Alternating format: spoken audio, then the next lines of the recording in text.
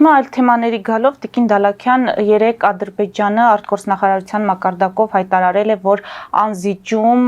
եւ վճռականորեն պահանջելու են սահմանադրության փոփոխություն Հայաստանի կողմից, որովհետեւ տարածքային պահանջներ կան,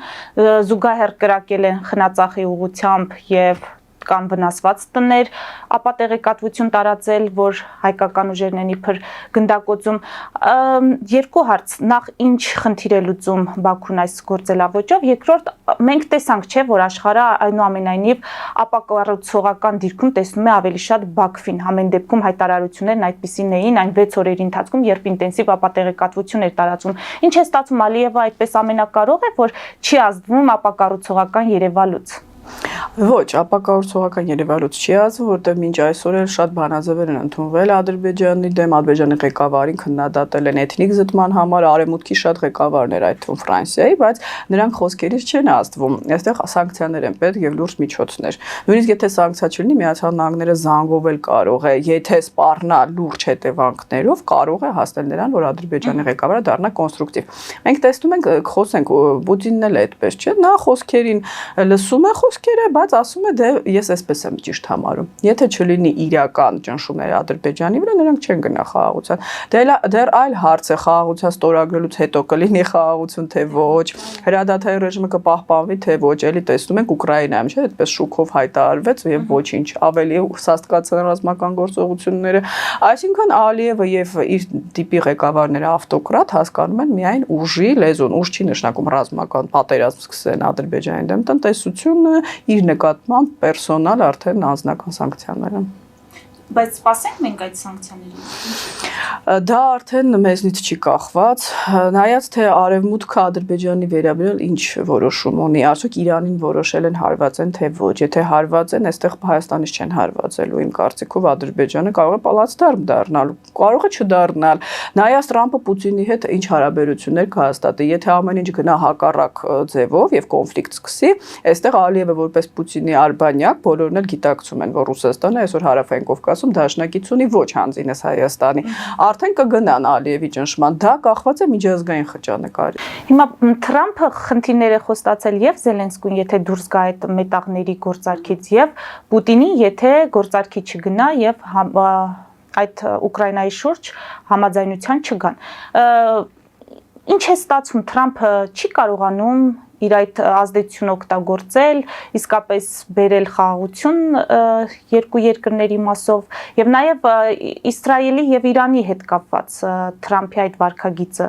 Մենք գիտենք, որ Իրանից պատասխանեցին նամակով, ամեն դեպքում բովանդակային շատ բան հայտնի չէ, միայն գիտենք, որ հրաժարվում են սպառնալիքների ներքո ուղիղ բանակցություններից։ Ենթադրելի է ինչ է լինելու։ Ռուս-ուկրաինականից սկզբում խոսենք, այստեղ ակնհայտ է մի բան, Վլադիմիր Պուտինին նա իրեն հավասար չի համարում, ինչքան էլ այստեղ խոսում էին, որ իրենք երկուսով կկիսեն աշխարհը, տեսեք նրա հռետորաբանությունը, Զելենսկուն կպատժեմ կամ Պուտինին, դա հավասարի խոսակցություն է, կամ MBC-ին, որ ասաց ես զայրացած եմ Պուտինի վրա, նա գիտի ինչպես վարվել, ես այստեղ հավասարություն չեմ տեսնում, այլ երկրի ղեկավարին կներեք են, որ մանկապարտեզում մատ են թափ տալի, ասում են քեզ խելոք բայ, թե չգիտես, սանկցիաներ կկիրառեմ, այստեղ որն է հավասարություն, այսինքն այդ միֆը չկա, եւ Վլադիմիր Պուտինը դա շատ լավ գիտակցում է, երբ որ ուրեմն ծովային այդպես գնաց Կուրսկ կարծեմ, նրանց հետ հանդիպման զինվորականներ ինչ ասեց, մի սպասեք, որ մոբիլիզացիան կչեղարկվի կամ հետ կվերադառնան, ռոտացիա չի լինելու զինվորականներին, նա գիտակցում է, որ պատերազմը չի ավարտվի, եթե ավելի չսաստկանա։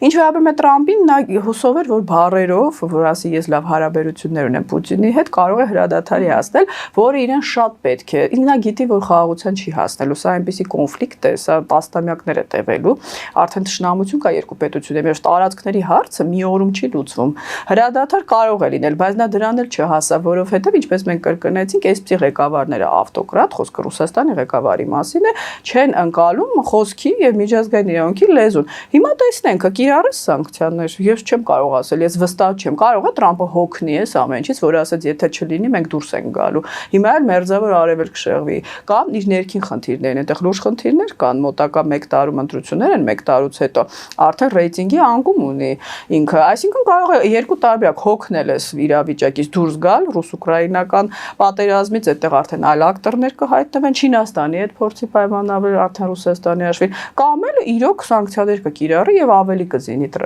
Զելենսկուն Ուկրաինան, ինչպես 16 թվականին արեց, դեռ ոչինչ պարզ չի, բայց այն որ Տրամպը Պուտինին հավասար չի համարում եւ հաստատ նրա հետ չի կիսելու աշխարհը այդպես չկերտավոր, դա վստահ եմ։ Ինչ վերաբերում է Իրանին, Իրանի հոգևոր ղեկավարությունը կոնստրուկտիվ չի։ Ես տարանջատում եմ Փեզեշքյանին եւ արդեն այնտեղ այդ ձայները կան, որոնք կողմնակից են միջուկային գործարքի վերականգնմանը եւ Այաթոլլային, որը ասում է մենք բանակցելու ոչինչ չունենք։ Մենք գիտենք, որ գերական իշխանությունը ավելի շատ պրոռուսական է, դրա համար շնորհավորեցին առաջինը, չէ, Ադրբեջանի Լեռնային Ղարաբաղը գրավելու հետ կապված եւ մեզ ներքաշեցին 3+3 հարթակ։ Սա պահպանողականների Ռայիսի թևն է։ Հիմա ռեֆորմիստները խորհրդանում ասում են իրար մեջ է այդ ուրեմն կոնֆլիկտը, որ դա դեմոկրատական երկիր չի, որ պարզ երևա, բայց նախարարներին հանելով օրինակ Զարիֆին հասկանում են որպես խորհրդական, որ կա ճյուղ, որը կողմնակից է կոնստրուկտիվ հարաբերությունների, հատկապես եթե տեսնում են, որ Ռուսաստանը ինքը կարող է դավաճանել, այսպես ասենք, Իրանին եւ իրենց հաշվին գնալ պայմանավորվածության։ Հայաստանի հետ կապված իրենք այդ փորձը տեսել են։ Այսինքն կախված է արդեն ներքին վերադասավորումներից, հնարավոր է այնտեղ ուժեր լինեն, որոնք փորձեն հոգեվոր իշխանությունը տապալել։ Ես դա չեմ կասկածում։ Հակառակ պարագայում, եթե ԱՄՆ-ն թողնի, որ Իսրայելը հարվածի Իրանին, Իրանը այսօր այն Իրանը չի, որ ուներ Հեզբոլլա, հուսիտներ եւ Համաս։ Նրանք պրոքսի գործիքները շատ թույլատրել են, հուսիտներին էլ հարվածում են, չէ՞։ Այսինքն Իրանի ներսում կարող են լուրջ խնդիրներ լինել։ Ամեն ինչ կախված է Իրանի հոգևոր վերնախավի եւ աշխարհիկ վերնախավի դիրքորոշումից։ Բայց Տրամպը Իրանի հետ կապված ավելի հստակ դիրքորոշում ունի։ Նա Ուկրաինայում խաղում է Պուտինի հետ Չինաստանի հաշվին, բայց Իրանում խաղալու խնդիր չունի։ Ունի դաշնակից Իսրայել եւ ինքը պատմականորեն դեմ է Իրանի գործունեությանը, հատկապես միջուկային ոլորտում։ Այնպես որ այստեղ մենք ավելի լուրջ գործողություններ կարող ենք տեսնել։ Հիմա վերադառնալով այս համատեքստում Բաքվի քաղաքականությանը, արդյոք կգնա էսկալացիայի Բաքուն, թե ամեն դեպքում այն 2 ամիսը, որ տրված է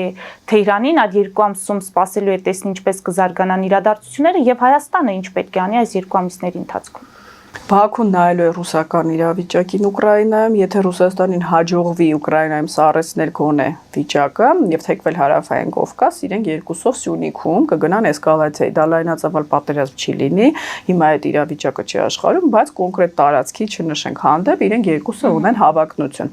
Եթե չկարողանա Պուտինը ինչ որ արդյունքների հասնել, չեմ կարծում այդպեսի բան լինի, եթե իհարկե ԱՄՆ-ն Ադրբեջանին չնայի որպես Իրանի վրա հարձակման պլացդարմ, բայց գիտեք Իսրայելը օթով էլ կարող է Իրանին հարվածել, այնպես չի որ Ադրբեջանի դերը այդտեղ տենց անհերքելի է, հետո ինքը Ադրբեջանն էլ է վախենում, որովհետև Ադրբեջանում փոքրամասնություններ կան Իրանին ուրեմն համակրող, չես կարող ասել, այդ հարվածներից հետո Ադրբեջանի հետ արդեն ինչ կլինի։ Հայաստանի խնդիրը որն է, ուշադիր նախ հետևել իրադարձություններին աշխարհում, անընդհատ փոխել, ճկուն լինել մեր գործողությունները, որովհետև աշխարհը ամեն օր փոխվում է։ Մի օր կարող է զարտենք, տեսնենք պայմանավորվել են, մի օր տեսնենք պատերազմը թեժացել է, բայց Հայաստանի դիվանագիտությունը պետք է տակ պահի ԱՄՆ ուշադրությունը հարավային Կովկասում, որովհետև մեկ պահ եթե շեղվեց, ինչպես 20 թվականին Տրամպը, կարող է Ադրբեջանը գնալ ինչ որ արկածախնդրության։ Անընդհատ պետք է թմբկահարենք, որ մենք պատրաստ ենք խաղաղության, իհարկե ոչ զիջումների հաշվին բոլոր։ Հիմա երկու կետերը համաձայնեցնելը դա զիջում է թե ոչ։ Ես մի տեսակետ եմ նշել, որ հուսով եմ Հայաստանի ղեկավարը գիտակցելով, որ Ալիևը չի ստորագրելու խաղաղության պայմանագիրը, փորձում է ցույց տալ, որ առավել քան կոնստրուկտիվ ենք, նույնիսկ այդ երկու կետերը, որ մեզ համար լուրջ խնդիր են, մենք համաձայնվել ենք։ Հատկապես որ Պարույր Հովհաննիսյանը նշեց, ԱԳՆ փոխնախարարը, որ Եվրոդիտորդների հարցը դեռ քննարկվելու է դրանից հետո, չասես դուրս են գալու, ասես մանդատի խնդիր է լինելու, կարող է սահմանից մի փոքր հետ բերենք։ Սա ինձ թույլ է տալիս կարծել եւ Ալիևի չստորագրելը, որ սա արևմուտքի հետ համաձայնեցված քաղաքականություն է եղել, եթե իհարկե այդպես է։ Համենայն դեպս մենք պետք է շարունակենք նշել, որ այլևս զիջելու ոչինչ չունենք։ Չի լինելու այդպես, որ անընդհատ մենք զիջենք, Ադրբեջանը ոչ, պետք է ցույց տանք արևմուտքին, որ կոնստրուկտիվը մենք ենք։ Ադրբեջանը անընդհատ մեզ մեղադրում է հրադադարը խախտելու մեջ, որևէ ապացույց չկա։ Այստեղ շատ եմ կարևորում ԱՄՆ-ի սահմանային խմբի, որ այդպես էլ չի գալիս գալը, որովհետև այսօր Եվրամիության եւ ԱՄՆ-ի հարաբերությունները կարծես սառեցվում են, հատկապես մաքսատուրքերից հետո ԱՄՆ-ն էլ պետք է այստեղ ներկա լինի, բազայի տեսքով չէ։ Հենց միայն դիտորդների Ադրբեջանը կարող է մատթափ տալ Եվրոպայի վրա, հատկապես գազ մատակարարելով, ԱՄՆ-ին նա չի կարող հակադրվել բարձրացնել։ Իսկ Թուրքիայի դերի հետ կապված ինչ կարող եք ասել։ Մեր տարածաշրջանում մեր խնդիրների կարգավորման առումով եւ մենք տեսանք, որ այդ անցակետի ժամանակավոր բացումը ինչ դժգոհություն առաջացրեց Ադրբեջանում, որ ապա տեղեկատվություն տարածեցին անգամ Թուրքիայի մասով եւ Թուրքիայից ստիպված եղան հերքել։ Նախ Թուրքիան այսօր լուրջ ներքաղաքական խնդիրներ ունի Էրդողանը, ինքն է ստեղծել իդեպ այդ խնդիրները իր համար ժամանակից շուտ, 3 տարուց շուտ եւ չես կարող ասել ինչպես կավարտվի, ունենալ կոնստրուկտիվ Թուրքիա, հանձինս քեմալական իշխանության, որոնք դեմ կուսակցության հետ են համագործակցում պրոքրդական, ովքեր ճանաչել են ցեղասպանությունը հայոց, սա այլ Թուրքիա է, ունենալ Էրդողանի Թուրքիա, որը Պուտինի հետ խաղեր է խաղում եւ մահմեդականների հայրն է եւ իսլամիստ եւ ծայրահեղականների հետ կոալիցիայում, սա այլ Թուրքիա է։ Այսինքն մենք դե տարանջատ ենք։ Այն որ Էրդողանը չի ցանկանում գնալ այս հարաբերությունների կարգավորման ուղղակի պատճառ է բռնում հայ-ադրբեջանական կոնֆլիկտը, բոլորս էլ հասկանում ենք։ Նա արևմուտքի կողմից ճնշումների է ենթարկում սահմանը բացելու համար, գցում է կներեք Ալիևի վրա, այստեղ իրենք խաղում են, այնպես չի որ Թուրքիան ուզում է բացել, չի կարողանում։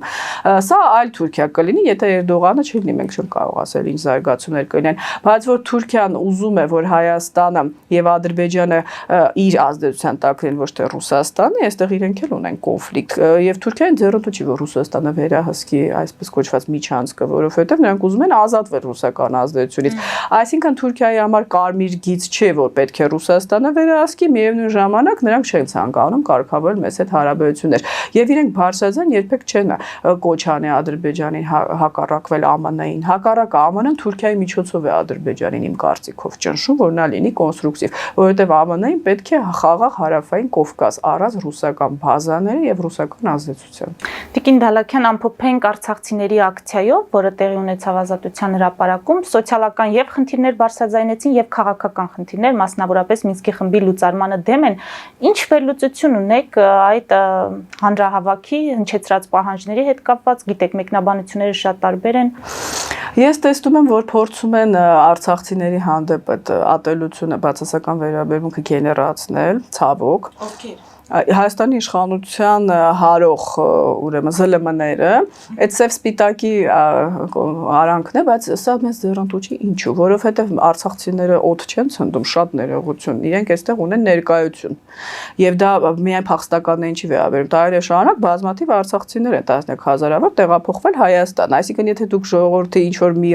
զգալի հատվածից շնամացնում եք ձեզ, դա ձեզ ձեռնտու չի, հատկապես փոքր երկրում, որովհետև գոնե 20000 մարդ հավաքել է հրապարակում, կարող է երկրում լուրջ ուրեմն իրավիճակը սրել, ճանապարհներ փակեն, գիտեք։ Ես միշտ ասել եմ, որ 1000 հոգով էլ կարելի է երկրում ապակայունացնել իրավիճակը, արաբական գարունը մի քանի հազար հոգի է իրականացրեց։ Այնպես որ դա սխալ եմ համարում,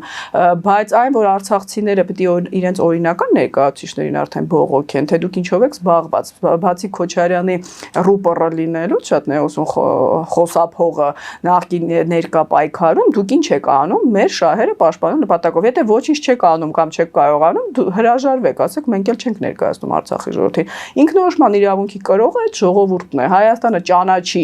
Արցախը Ադրբեջանի մաս, թե ոչ, ինքնորոշման իրավունքը տարածքից է ինքնորոշվում։ Ճանաչելը ավելի լավ ճակերտավոր, դուք կարող եք ինքնորոշվեք, բայց ես չեմ լսում Արցախի վերնախավի կողմից հստակ քարտեզ ճանապարհային, թե ինչպես դա կարելի է իրականացնել։ Կարող է երրորդ երկրների հետ փորձեն խոսել, Ռուսաստանի մասին չի խոսքը։